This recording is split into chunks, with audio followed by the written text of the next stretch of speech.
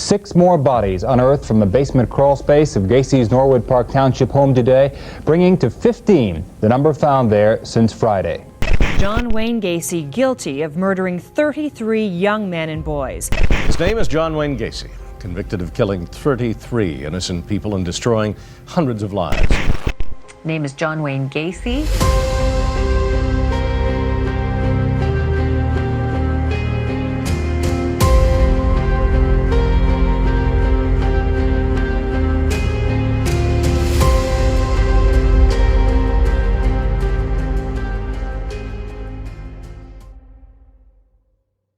John Wayne Gacy was born into a working-class family with 2 siblings. His father, John Stanley Gacy, was an alcoholic who regularly abused him and his siblings. Gacy's father frequently referred to him as being weak and effeminate while giving him regular beatings. The trauma of this abuse signaled Gacy's early years and contributed to inner feelings of rage and shame. Gacy was also plagued with health problems. A congenital heart condition made him physically weak. He could not participate in normal childhood activities and spent most of his time indoors. Furthering his alienation, he was tormented at school, rejected by his father, and increasingly shut off from the rest of the world. Gacy found some comfort with his mother and sisters. This only appeared to perpetuate further humiliation from his father, beginning a shame cycle that followed Gacy into adulthood. Despite this, as a child, Gacy demonstrated early aspirations for greatness. He sought to be perceived as someone special, but the seeds of darkness had already been sown. In 1960, Gacy ran away from home to Las Vegas, wanting some freedom. He did odd jobs and worked for some time in a funeral home. One of the incidents that happened in the funeral home indeed gives insight into his gradually unfolding psychopathology. He confessed to having lain in the coffin of a teenage boy who had died and hugged the body. By the mid-1960s, Gacy had returned to Chicago, ready to put the past behind him. Business school followed, and he easily worked his way up in the corporate world to become a shoe salesman.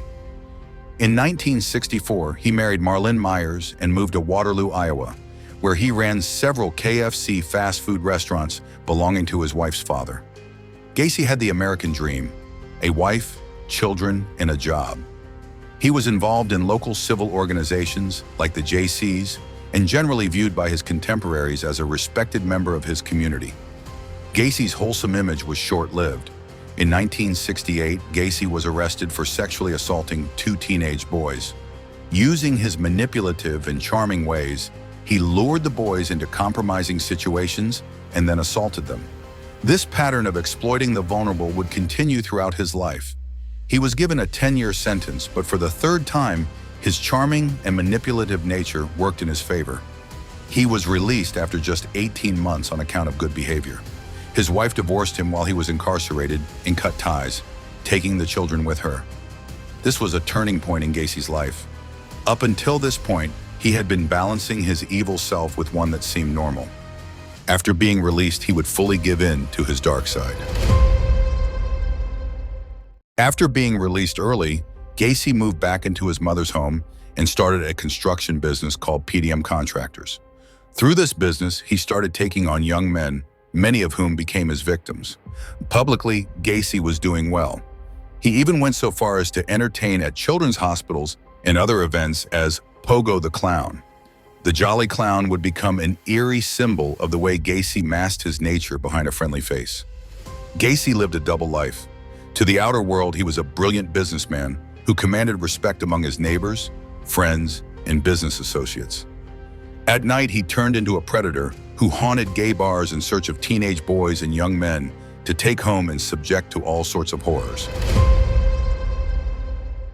Between 1976 and 1978, Gacy went on a killing spree that claimed the lives of at least 33 young men and boys. He lured his victims to his house with promises of jobs or alcohol.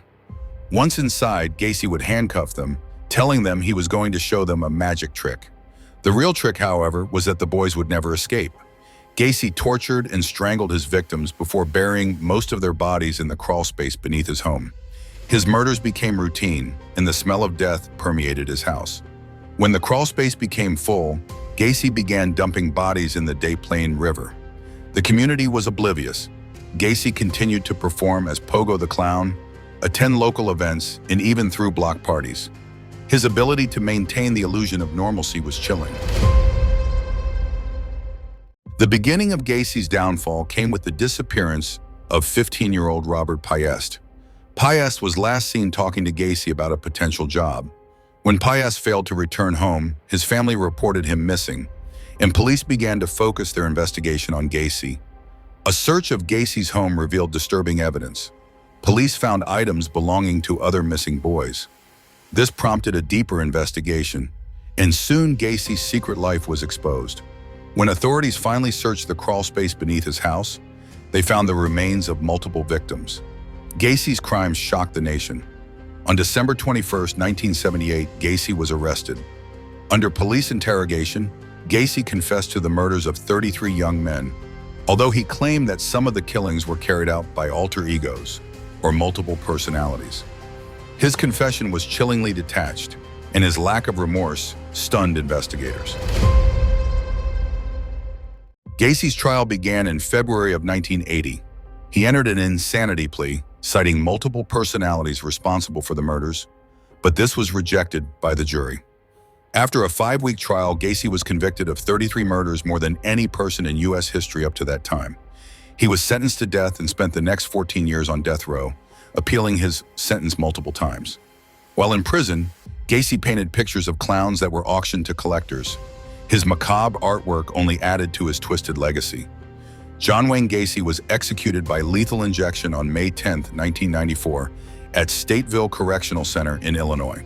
His last words were, "Kiss my ass," not showing one degree of remorse into his final moments.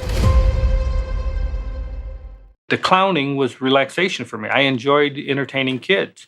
Like some people are, they unwind in different ways, either by going out drinking or that. I could put on clown makeup and I was relaxed. And I enjoyed doing it. It was only twice a month that I did it. Yeah, this was not used then for a lure to draw kids to you No, we would visit different hospitals and entertain the children there. And we didn't entertain them with handcuffs or anything like that. All we used was balloon animals and small toys and stuff like that. But we also did parades. And in the summertime, like on 4th of July, I used to be in 4 parades in one day.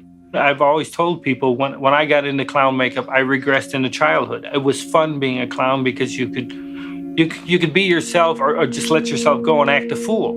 You could be slapstick and funny and have a good time. That's why I always enjoyed clowning. Clowning has taken a bad name because of what they've used in my case.